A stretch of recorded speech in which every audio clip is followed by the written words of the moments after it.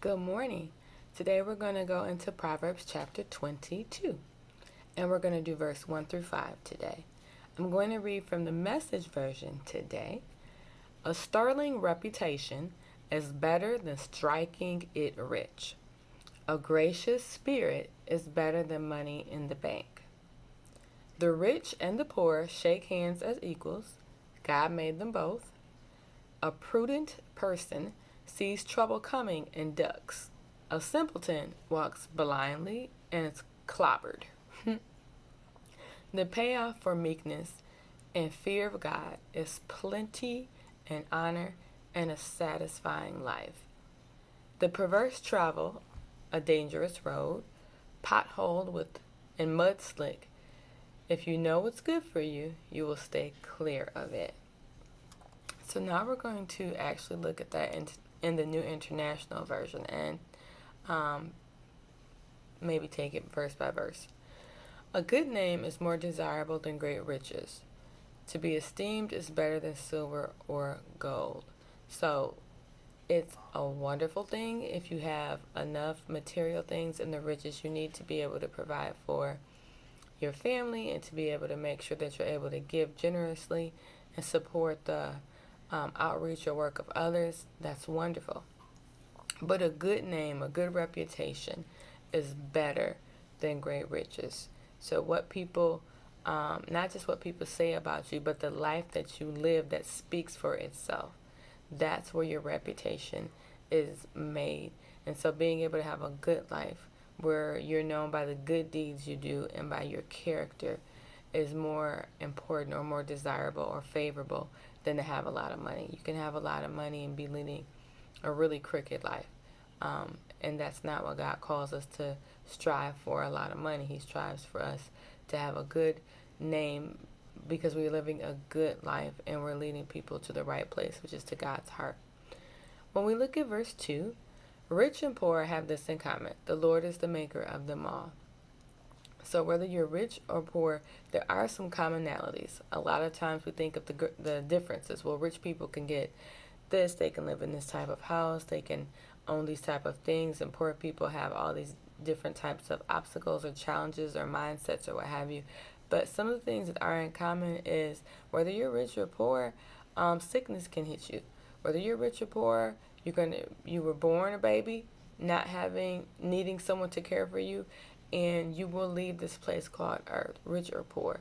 So there are some things in common, and the biggest thing that we have to keep in mind is the Lord is the maker of them all. So the same way one person can be rich one minute, the Lord can have that, can flip that around. So we can't be so comfortable in our labels or positions that we think they're permanent. A poor person today may not be a poor person tomorrow, depending on what resources or education or opportunities or just favor or blessings fall in their direction. So it just depends. But all of us have that same commonality of God made us all, and we all need to surrender to Him. And whether you're rich or poor, you need the Lord. All right, verse 3. The prudent, and we talked about someone who is wise or someone who makes sound decisions, see danger and take refuge. But the simple keep going and pay the penalty. This verse, and I probably have brought this up before, made me think of, I remember watching a TV show, and there was a gentleman on the show, and he worked with crimes and what have you, and he said, out of all the species on the planet, the human species is the only one that when they detect danger, instead of going with their gut instinct to back up or to stop and to not proceed, the human species is the only one that can reason themselves out of what their body is telling them to do.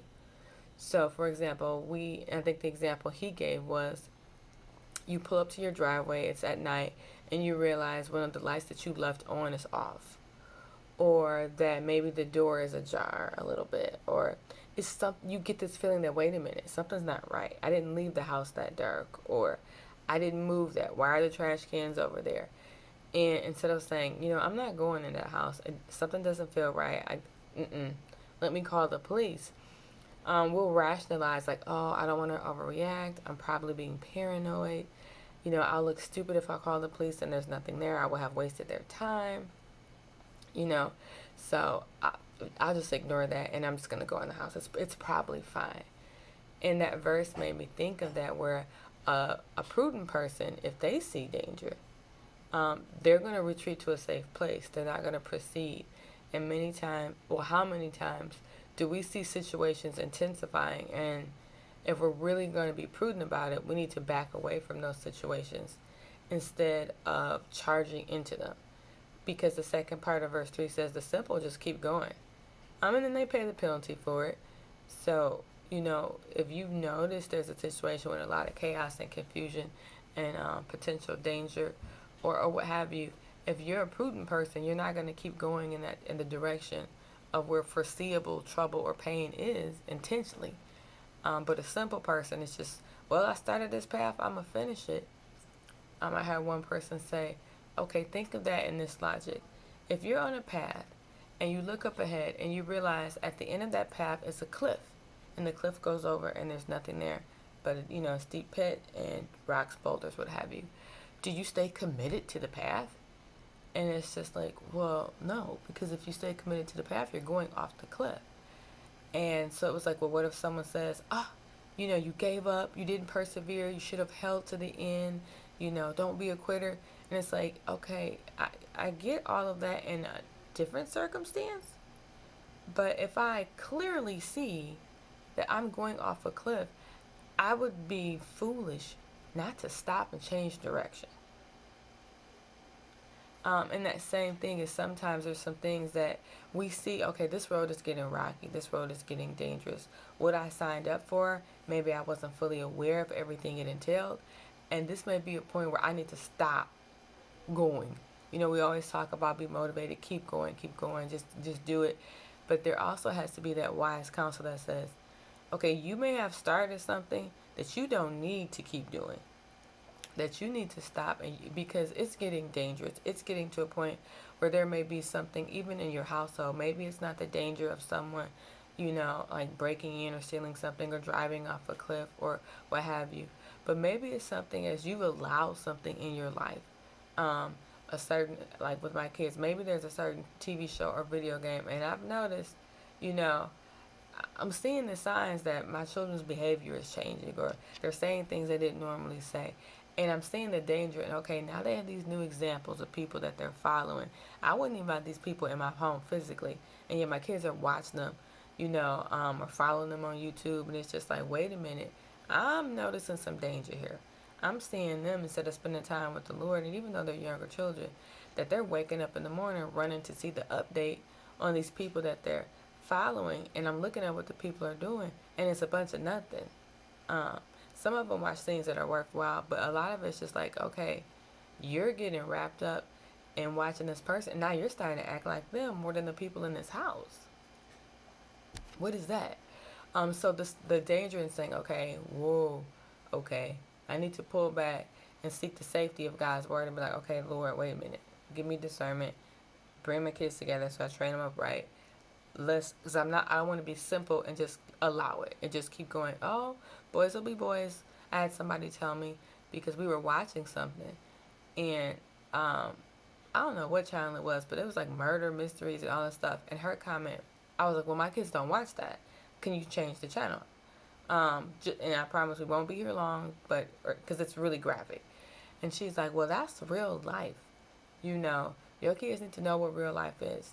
And you guys, I'm not that type of mom. I don't deal with that, with people telling me that. So in terms of, rape is real life. Sexual assault is real life. Murder is real life. Being persecuted for your religion, being beheaded, there are lots of real life horrible things. And even just like COVID, my kids don't sit and watch the news about COVID to see daily updates on death. They already lost their grandfather.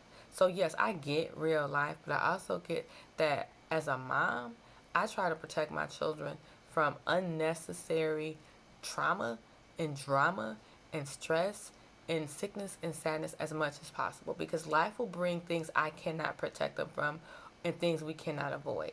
So for me to let them watch a bunch of fictionalized death, murder, deceit, And for what? And under the vice of, you see how you saw that came out of me, right? A little bit of that hood. Under the vice of, well, that's real life. People cuss in real life. I don't know what you hiding for. I don't cuss out my kids. And I promise, if I come to your house the first time you cuss at one of my kids, it'll be the last time you get the opportunity. Because your house is not an essential place for me to be. And if you're invited to my home and you decide you don't like something and you're going to cuss everybody, that's your good last time. And it's not because I don't love you and I don't forgive you, but I'm not going to set you up for an opportunity that doesn't benefit either one of us. Because you're going to be asked to leave. You're not going to come in here smoking. You're not going to come in here drinking. I'm not saying that you're not grown. And if you smoke and drink, that's you. If you cuss, that's you. Everybody do stuff. If you fight, that's you. But you're not going to come over to 6 Mary Jane and fight nobody. But the same thing, I have to be careful about what I let my kids watch, because I'm letting them watch people cuss and drink and fighting. That don't make sense, that I wouldn't let them in my house, but then I let the kids watch it. So that verse had to have me really think like, okay, it's more than one way just to look at this too. And I said we would wrap up, so I'm going to go to verse 4 and 5. Verse 4, humility is the fear of the Lord. Its wages are riches and honor and life. And that reminds me of, I think when we read Proverbs 21, I think 21, and it talked about, life and honor. That's just a beautiful verse. That's one of those ones you just keep up. And at times when you just need to humble yourself down and be like, I don't know the answer. I'm not sure what I'm doing. I don't have to be right now. I want to be righteous. I don't always have to be right. We talked about that yesterday in terms of if I don't get my way, it's okay. But just having that humility to say, God, I trust you. I don't get everything. I don't understand everything. But I know how much you love me. And I know you would not cause anything to happen to me or allow anything to happen to me that in your grand scheme of just in your perfect plan for the lives of all your people, that you wouldn't let something happen to me that you don't have a plan for, that you won't be able to use for my good. So just that humility of saying, God, I don't know, but I trust you either way. I think about the Hebrew boys. It was like, Lord, we know you can get us out of here. And that's awesome. And if you choose not to get us out of here, we know you have a reason why you wouldn't. And either way, we serve you. And either way, we don't regret submitting ourselves to you and trusting in you, even in this circumstance. We have no regrets because we trust you.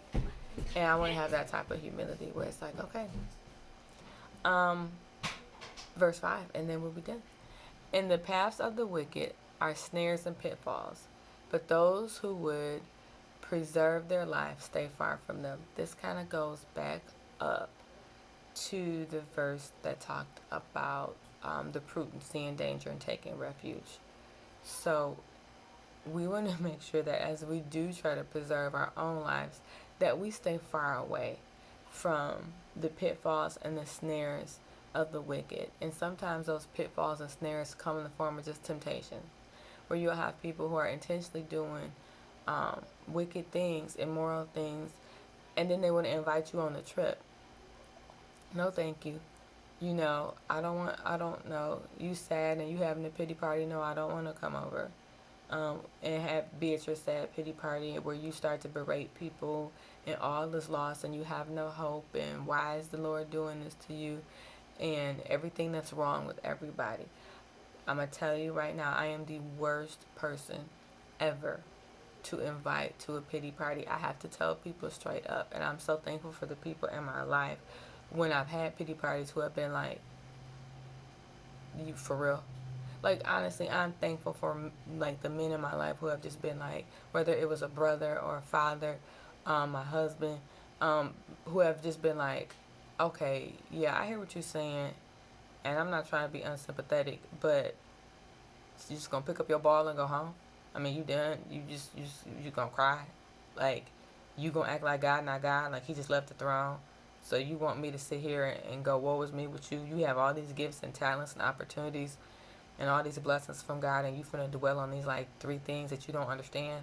Like, how long this gonna last?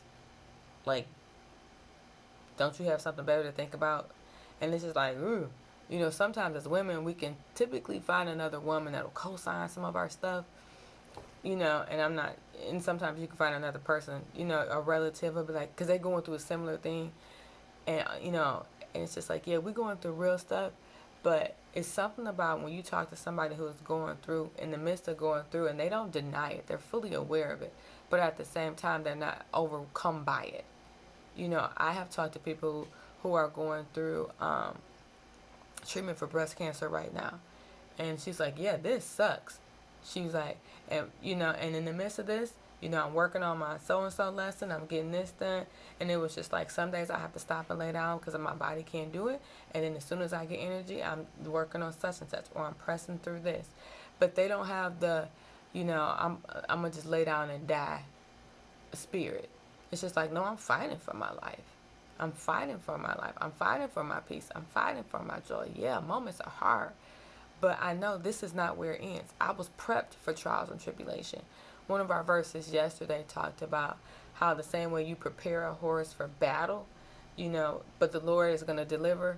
The same thing. We have to be prepped that we're going to go through trials and tribulations, but that shouldn't cause us to become angry or bitter. It should cause us, going back to verse 4, to be humble before God, knowing that in Him we trust to lead and direct us through that, and that He's not going to do anything to us or allow anything to happen to us that He's not going to be there for us through.